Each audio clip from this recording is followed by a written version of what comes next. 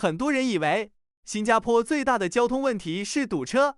但如果一个国家愿意花74.7亿新元建设一条长达21.5公里的超级走廊，其中核心部分还是12.3公里的地下隧道，那他想解决的显然不只是堵车这么简单。这个项目就是南北走廊 NSC， 很多人把它理解成一条新的高速公路，但事实上它是新加坡第一条综合交通走廊。除了汽车，它还把巴士优先道、自行车道和步行系统一起纳入规划，全长21.5公里，其中北部8.8公里为高架路段，核心则是12.3公里地下隧道。原本工程进度更早，但受到疫情期间人力与供应链问题影响，改为分阶段开放。按照目前规划，高架路段预计2027年率先通车，地下隧道则力争在2029年全面完成。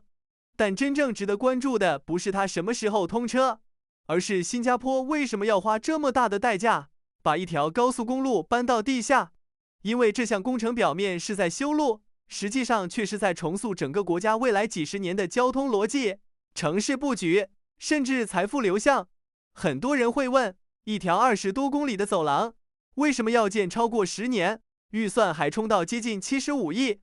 答案很直接，因为最难的部分根本不在地面，而是在地下。NSC 最硬的一仗是12.3公里隧道要从新加坡地下条件最复杂的区域穿过去，像诺维纳、五级市这一带，地上是高楼、医院、老街区，地下是密密麻麻的电缆、水管、排污系统，还有已经在跑的地铁和未来线路的预留空间。最惊险的地方是部分合同段的隧道要从正在运营的南北线旁边甚至上方穿过，最小净空只有大约1米。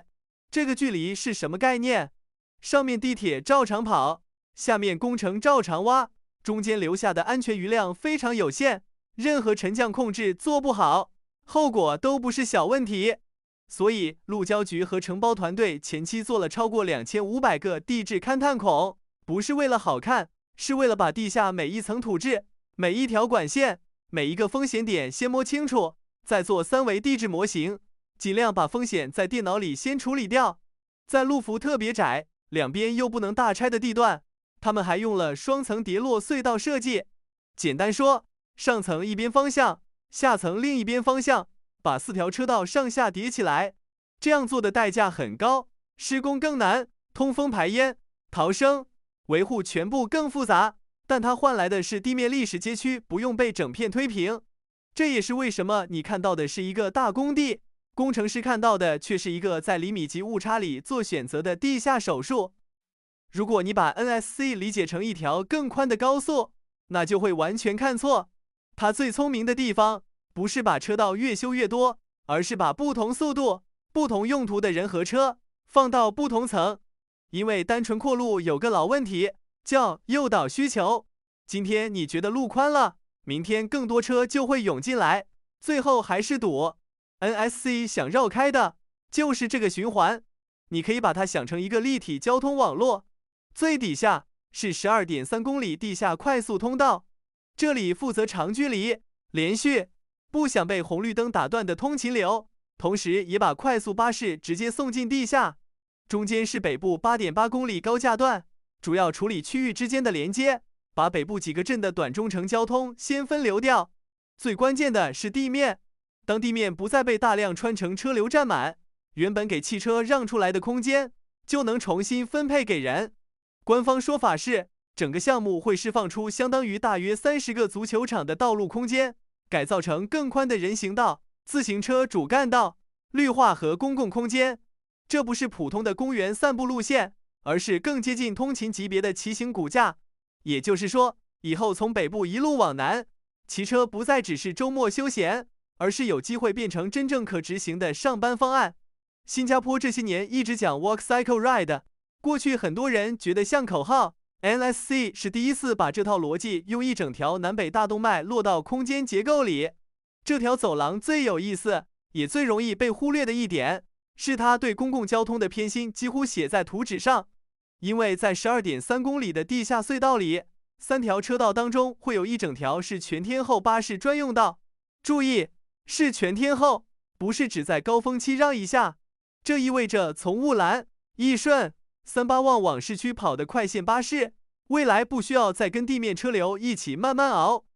按照官方早前公开的信息，通车后高峰时段节省30到45分钟，是它最核心的目标之一。这个变化很大，因为它不是让已经买车的人再快一点，而是让没买车也不打算买车的大多数上班族第一次真正吃到顶级基建红利。从效率上算也很清楚，一条普通车道每小时运送的是一排排私家车，车里常常只有1、2个人。可是，一条全线无红绿灯、速度稳定的巴士专用道，单位时间能送进市区的人数会高很多。这背后对应的就是新加坡2030绿色发展蓝图里那个很关键的目标：高峰时段公共交通分担率做到75%。所以 NSC 不是在奖励开车，而是在重新定义谁应该优先使用最稀缺的道路资源。答案很现实，能一次带走更多人的交通方式，优先级更高。但讲到这里，不能只把它拍成一块漂亮的政绩牌，因为这条路的代价，沿线居民和商家已经先付了很多年。从2018年全面展开，到2029年目标全线完成，前后超过10年。汤申路、诺维纳、红帽桥这些地方的人，不是在新闻里看工程进度，而是每天真实经历噪音、改道、围挡、停车不便，还有客流被切断。大型基建的阵痛，住在旁边的人最清楚。像2026年4月，红帽桥一带施工期间就发生过挖损光纤电缆，影响住户和商家的网络服务。对很多人来说，这种事不是一句工程难免就能轻轻带过，因为你在家办公、店里收款、孩子上网课都会直接受影响。房产市场也会把这种不便算进去。过去几年，市场观察里一直能看到一个现象：长期受施工影响的沿线部分祖屋和私宅，转售价表现往往会落后于远离大型工地的同类项目。说白了，就是建设期折价。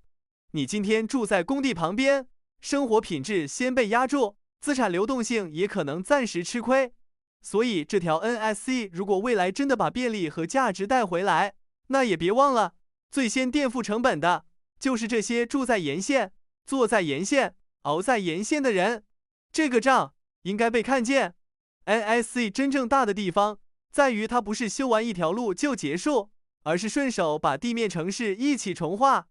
路交局已经把部分地面设计工作交给国际建筑团队去做，方向很明确，把原本服务穿城车流的道路慢慢改成服务社区、商业和公共生活的空间。比如红帽桥段，规划里就有把道路边界重新打开，做更多绿化、游乐和生态连接，让社区和碧山红帽桥公园之间的关系更完整。到了五级市和甘榜格南附近，像奥菲亚路一带的步行化想象空间更大。以前被大马路切开的街区，未来可能重新缝合在一起。对游客来说，是更好走的城市；对本地商家来说，是更长停留时间和更高街道价值。再往北看，这条路的经济含义更直接。乌兰区域中心本来就是政府要重点培育的北部商业节点， NSC 等于给它插上一条直通 CBD 的大动脉。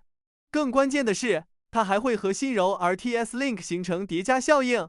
以后从新山进来的人流、乌兰本地办公区，再到市中心之间的联系，会比现在紧密很多。政府过去就说过，乌兰区域中心未来可支持大约10万个就业机会。你把跨境交通、北部商业、全岛快速连接放在一起看，就会明白为什么我说它的目标不是单纯疏导车流，而是在北部再造一个更有就业、更有商业、更有资产承接力的次级市中心。等到2029年前后全线成型，北部住宅的流动性、抗跌性，甚至租售逻辑，都可能跟今天不是同一个版本。所以这件事最后要问的，不是这70多亿值不值，而是新加坡愿不愿意用10年的不方便，去换未来30年更高效率、更低碳、也更公平的出行结构。如果你就住在乌兰、义顺、三八旺，或者你这几年刚好被沿线施工折腾过，你会觉得这笔账划算吗？等到全线通车那天，你第一件事会是开车下地底跑一趟，还是试试看能不能一路骑到滨海湾？把你的答案留在评论区。如果你想继续看新加坡基建、政策和城市规划背后的真实逻辑，记得订阅。我是阿明，我们下期接着看狮城。